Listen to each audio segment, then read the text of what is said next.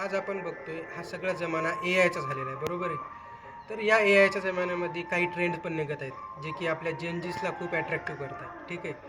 तर मागच्या टायमाला पण एक ट्रेंड आला होता ज्याच्यामध्ये आपण आपल्या रिअल इमेजला कार्टून इमेजमध्ये करतो, त्याला आपण गिबली इमेज म्हणतो. आणि आत्ता एक नवीन ट्रेंड चालू आहे ज्याच्यामध्ये आपण आपला इमेज देतोय जेमिनीला, गुगल जेमिनीला, आणि 3D इमेज प्रिंट करून घेतोय, ठीक आहे. तर हा जो डेटा आपण गुगल जेमिनीला देतोय, त्या AIला देतोय, ते पुढे चालून आपल्यासाठी धोक्याचं ठरू शकतं. जर समजा तुमचा डेटा लीक झाला कुठे, तुमचे फोटोज कुठे लीक झाले, तर AIच्या मदतीने ते तुम्हाला ब्लॅकमेल करू शकतात, तुमच्याकडून पैसेही गंडवू शकतात. खूप सारा धोका होऊ शकतो आणि ते तुमच्या इमेजेसचा गैरवापर पण होऊ शकतो. तशी गुगल जेमिनी ही गुगल कंपनीची आहे, ती खूप ट्रस्टेड कंपनी आहे, त्याच्याबद्दल माझा काहीही अपवाद नाही.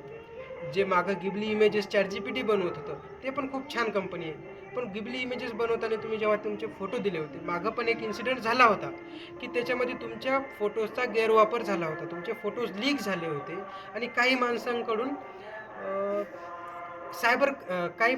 सायबर क्राईमही झाला होता. तर त्याच्यामुळे सेफ राहा. तुमचे इमेजेस, तुमचा पर्सनल डेटा कोणत्याही AIला देऊ नका. जोपर्यंत तुम्हाला वाटत नाही की ही ट्रस्टेड कंपनी आहे, तोपर्यंत तर कुणालाही देऊ नका. ठीक आहे. नमस्ते. राम राम.